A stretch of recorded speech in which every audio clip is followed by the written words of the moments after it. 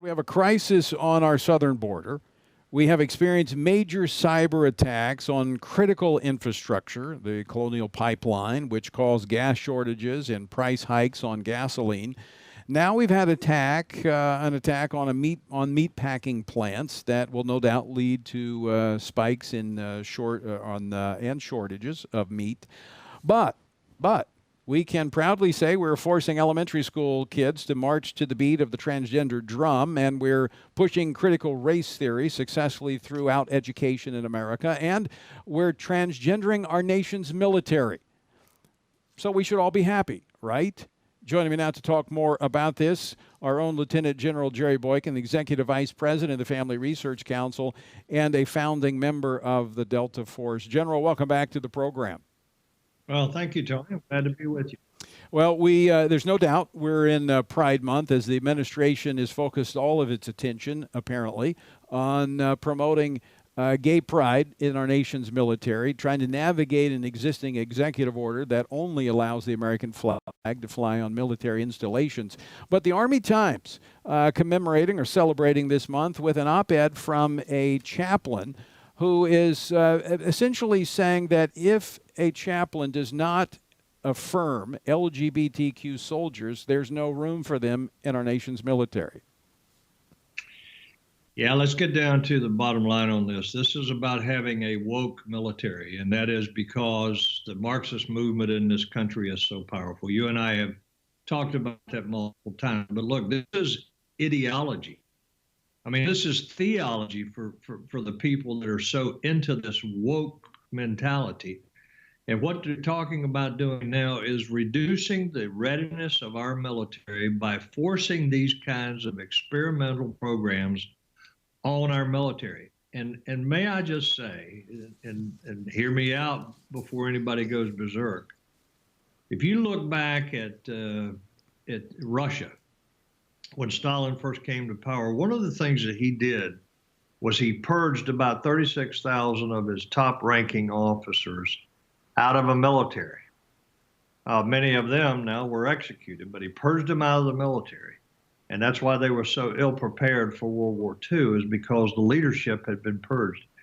And you are seeing the same thing happening in our military today because of this woke mentality that's being forced on them. And there's an article out that I just read today about how the military is bleeding people right now. Senior people are leaving the military in droves, and recruiting has become a problem. Speaking to that, a group of 39 House Democrats, as according to The Hill, on Tuesday introduced new legislation to ensure that transgender dependents of active duty service members have access to needed health care. It's the Armed Forces Transgender Dependent Protection Act, and what it would do is would prevent the Defense Department from stationing service members and their transgender dependents in states or countries that prohibit or otherwise restrict gender-affirming health care and treatments for them.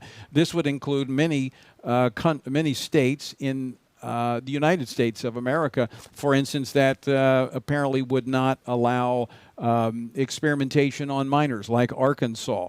How does this help military readiness? Yeah. Well, it doesn't. I mean, that's the simple answer, is it doesn't. You've heard me say before that if you think in terms of fairness in your life, then you probably think a bull won't charge you because you're a vegetarian. But the reality is, if you want to go back to this issue of fairness, how can it be fair to create a subculture within the military because they have a child or a dependent that considers themselves the opposite of their biological gender, if you will? How can that be fair? How can that be fair and even across the board? And that's what this Marxist movement is supposed to be about, is fairness, equality. It's anything but fair or equal.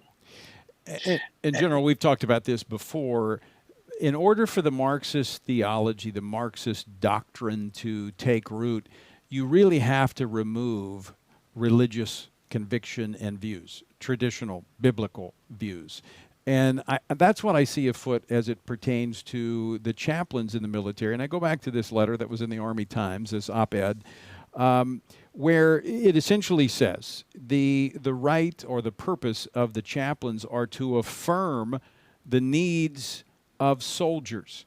Now, I don't believe chaplains are there to affirm the needs based upon what the soldier defines those needs to be.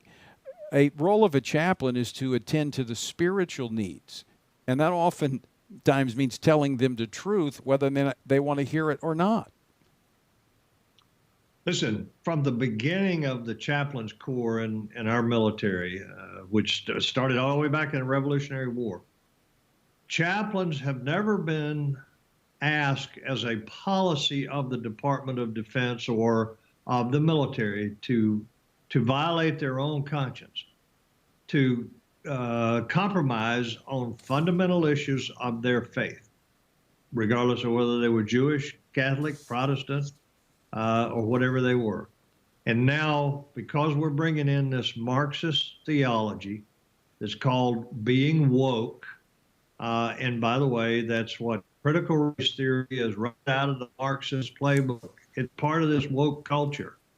And now we're asking them to compromise on some of the most fundamental things that chaplains come into the Army with, armed with, so that they can be effective in meeting the spiritual needs of the young men and women. And look, it doesn't take long. If you have a chaplain in your unit and you don't like what that chaplain tells you, you just simply don't go to that chaplain.